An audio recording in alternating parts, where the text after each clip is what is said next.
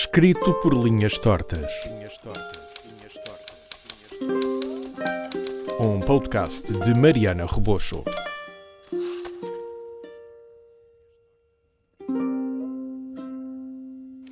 Olá, olá, sejam bem-vindos ao Escrito por Linhas Tortas especial Halloween.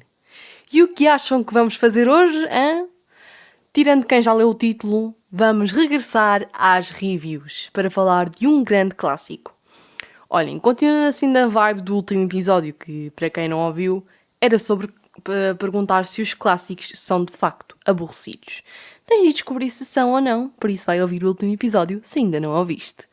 Mas vá, vamos deixar-nos de mistérios e falar qual é o livro que eu escolhi para este feriado. Frankenstein. Ui, gostei! Boa produção! Resumindo, vamos falar desta bela obra e das origens deste personagem que marcou e marca o mundo do cinema até hoje. Seja no Hotel Transilvânia, seja nas Monster High, ou seja, o Frankenstein esteve presente durante a nossa infância e continua a estar todos os anos no Halloween. E vamos começar o nosso episódio por contar um pouco da mente que escreveu este grande livro.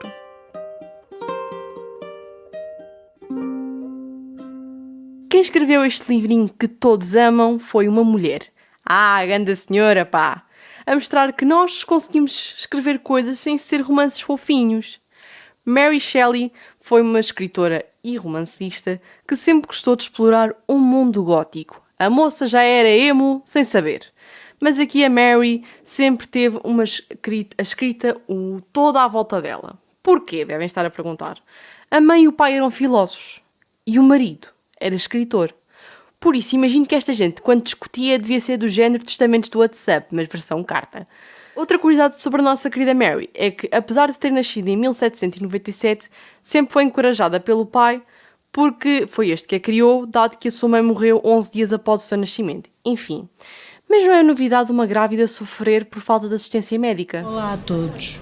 Com a aproximação do inverno e para evitar a sobrecarga dos hospitais, estou de volta. Oh, Gracinha, já entendi, desculpa.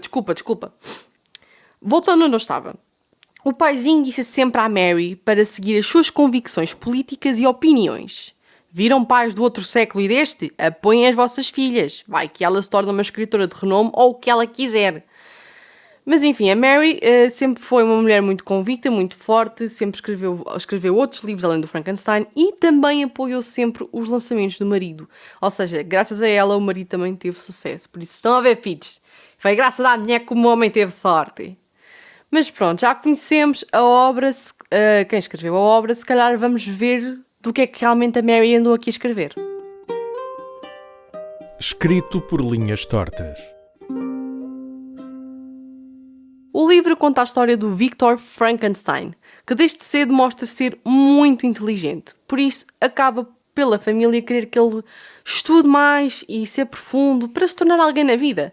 E então assim o nosso Victor concorda e lá vai o rapaz para a faculdade. O nosso jovem, desde que entrou como um caloiro, ficou intrigado e debruçado pelas ciências naturais e ficou completamente obcecado com como funciona o corpo humano. Ou seja, ele passa assim uma temporada a fazer estudos observando matérias vivas enquanto nascem e morrem ou apodrecem. E passou a questionar-se como funciona este processo de ganhar vida e de morrermos. E será que era possível, depois da morte, nós voltarmos à vida? Já sabemos que aqui estas ideias do Victor não vão sair lá grande coisa. Falta-lhe uma Cristina Ferreira para lhe dizer isto. Estás bem a cagar tostas? Obrigada. Tirinha sempre com bons conselhos. Bom, voltando à seriedade da coisa. Aqui o nosso friend Victor fica literalmente obcecado com esta ideia de criar vida. Então decide colocá-la em prática, não é verdade? Porque, como todas as más ideias que a gente decide ter, pô-las em prática. O jovem decide então começar a recolher partes mortas de corpos e começar a desenhar a sua criatura para criar vida. E pronto, esta parte onde nós já sabemos que o homem vai até através da eletricidade e depois grita It's alive, it's alive. Por acaso no livro isso não existe, foi criado para o mundo do cinema, mas pronto. A criatura nasce e ele consegue de facto criar vida. Mas o que é que aconteceu? A criatura nasceu, entre aspas, porque já era um homem feito, mas assim que ela se ergue e se mostra perante o seu mestre, o homem não sei o que é que sente, e então, pronto, ele decide ficar com medo e decide comprar cigarros e nunca mais voltar. Quem nunca, né? Que pai é que nunca fez isto após o seu filho nascer? Pais problemáticos. Check. Conclusão. Depois deste senhor decidir criar esta criatura e recolher partes mortas, não achou que quando aquilo fosse nascer ia ter medo do que via? Então você juntou pedaços de coisas mortas, meu senhor. Mas vou só especificar que no livro não existe um nome para a criatura. Ou seja, ele não se chama Frankenstein. O nome Frankenstein veio do seu criador, Victor Frankenstein, que, dado que a criatura não tinha um nome, quando foi adaptada para o cinema, teve de se arranjar um nome para o bicho, né? E então decidiram adaptar o nome de família da criatura, do seu criador. Outra curiosidade é que ele não tem pele verde, mas sim amarelada, pois sim estamos a falar de pedaços de cadáveres andante. Já para referir que o monstro mostra-se bastante inteligente ao longo da obra, ou seja, ele não é do género fogo mau, percebem? E como eu disse, então o Vítor queria a vida, decide então fugir dela e ele se tentava pensar assim: oh Mariana, então acaba assim, ele foge da criatura e mais nada? Não, isto ainda é pior. O monstro então foge e leva com ele os diários com os estudos do Victor. E vai morar para o lado dos franceses, ou seja, ele foge para o campo e fica ao lado de uma cabana onde moram os franceses. E ele vai sempre estudando o comportamento dos franceses. E graças a isso aprende a ler, a escrever e a comunicar muito melhor. Por isso é que eu estava a dizer que ele não faz só... Porque ele de facto observa a família de franceses. Só que ele fica tão fascinado com aquela família que decide que precisa de se apresentar a eles. Esta família teve um monstro a viver ao lado deles como vizinho e não questionou até hoje porque raio estava lá um monstro a viver ao lado deles. Enfim, o monstro bate-lhe à porta para se calhar pedir um punhado de sal ou farinha e os vizinhos assustam-se e expulsam-no. Cheio de raiva, aqui a nossa criatura decide encontrar a família de Victor, que vivia em Genebra, e decide matar o irmão do seu criador. Depois disto, a história não fica nada bonita, porque a criatura de facto fica cheia de raiva, porque veio a este mundo, o seu criador foge, ficou impressionado por uma família e completamente vidrado e apaixonado pelaquela família. Aquela família expulsou. A família do Victor também não o recebeu da melhor maneira e pronto, e por aí adiante, o nosso Frankenstein, ou seja, vamos chamar-lhe Frankenstein, apesar do livro ele não ter nome de verdade. Aqui o nosso Frankenstein fica triste e ele decide, dado que ninguém lhe explicou, quando uma pessoa tem problemas vai à terapia. O tratamento que ele tem para a terapia é andar a matar a malta. Enfim. Foi a maneira que ele arranjou para lidar com os problemas. E pronto, no fim nós temos uma luta entre criação e criador. Porquê que tem esta luta? Porque o Frankenstein mete na cabeça que quer uma namorada. E para surpresa de muitos que se calhar vão pensar: é agora que nasce a noiva do Frankenstein. Não.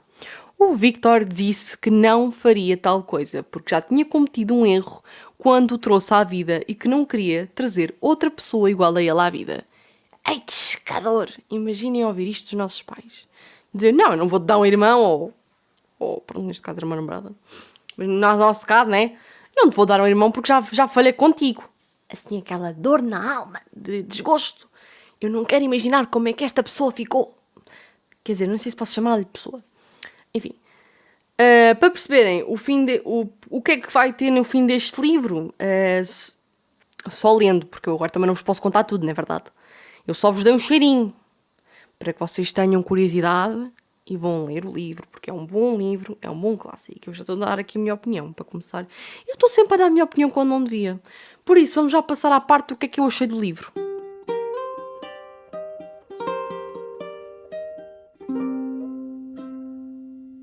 Bom, o que é que eu achei? Foi assim um misto de emoções. Porque eu sinto que ao início, eu não sei se foi a minha edição, porque a edição que eu tenho é do Círculo de Leitores e ainda é de capa dura. Eu adoro, por acaso, de facto, ser um livro clássico e eu ter um livro de capa dura, eu achei muito, muito giro. E a fotografia que tem nesta edição, é literalmente uma representação do monstro, a preto e branco. E eu achei muito gira a edição quando me a deram, porque esta é uma edição mais antiga e foi-me dada pela minha amiga Maria João, que já tinha lá em casa há algum tempo. E eu pus logo na cabeça que eu gostava de ler clássicos. Já comecei a ler Frankenstein e eu quero também ler o Drácula. Mas isto para dizer que não sei se foi a minha edição que quem fez esta tradução, peço desculpa já à pessoa que fez a tradução, peço desculpa já ao João Costa e à Cristina Lourenço que fizeram a tradução e a revisão, mas eu acho que o português que foi aplicado neste livro não foi o melhor. Porque eu perdi o meu foco algumas vezes. Eu acho que não sei em que ano é que este livro foi traduzido, não sei de que ano é que é a minha edição, por acaso estava aqui a folhear lá agora para tentar descobrir. Ok, a minha edição é de 1994. Por isso, se calhar percebo porque é que aqui está uma tradução um bocadinho mais delicada, com o antigo acordo ortográfico. Se calhar, se eu for ler as versões de agora, se calhar tinha mais foco. Mas, tirando este ponto todo de ortografia e de conexão com a maneira de escrever, eu gostei da história. Imaginem, eu adoro ver a malta a ter ideias de porcaria e a lixarem-se. É o meu lado mau. Mas aqui a única coisa é que agora é comum no cinema, bastante comum, eu tive pena do vilão, é verdade. O que a Disney anda a fazer há uns bons anitos, a Mary já fazia lá, quando é que isto foi publicado? Já não me lembro. Mas pronto, já fazia isto há uns bons anitos. E então, eu tive pena do Frankenstein porquê? Porque eu pensei, ok, esta criatura não pediu para vir a este mundo. Não pediu para ter o aspecto que tem. E é rejeitado por todos, incluindo pela pessoa que teve a ideia de o trazer ao mundo. Claro que não justifica a violência que ele tem. Mas tirando isso, o Frankenstein é uma vítima durante todo o livro. E pode ser até uma crítica à sociedade da época e também um pouco à nossa, que, basicamente, porque o nosso mundo, nós atribuímos um título de monstro, entre aspas, àqueles que fogem do padrão, que a sociedade definiu. E depois, esses monstros, entre aspas, novamente, são rejeitados e transformam-se em vilões. E quando eu digo vilões, ok, não têm de fazer mal à sociedade. Mas acabam por ser rejeitados e acabam por se tornar pessoas muito frias e às vezes amarguradas. Ou, não é amargurada que eu quero dizer, mas pessoas frias e distantes. E se formos ver, o Frankenstein, da maneira como ele é tratado pela sua sociedade, é muitas vezes semelhante ou como a nossa sociedade trata alguém que não é dentro do padrão e que depois aumenta-se o discurso de ódio dentro da nossa sociedade, que é que agora se fala mais do discurso de ódio. Neste tempo, discurso de ódio não existia. Existia, se calhar, forquilhas e umas tochas. Mas isto tudo para dizer que, como a Disney tem mostrado, por exemplo, o nascimento da Cruella, que a Cruella foi um misto do que aconteceu com ela, para ela se tornar aquele personagem. A Maléfica, a mesma coisa. A Úrsula também já, em alguns livros também já explicaram o porquê dela ser assim. Ou seja, eu sinto que o Frankenstein é um início para mostrar que é o bater da porta para o vilão não nasce vilão. Ele torna-se porque a sociedade o assim impôs. Porque, se é o que eu digo, o Frankenstein não pediu para vir a este mundo. E também se não teve ninguém que lhe ensinasse a lidar com a rejeição, pronto, também ninguém aprende a lidar com a rejeição. Mas se ninguém o ensinou a lidar com a rejeição da forma certa, é claro que o homem, sendo, né, acaba por bater para a violência.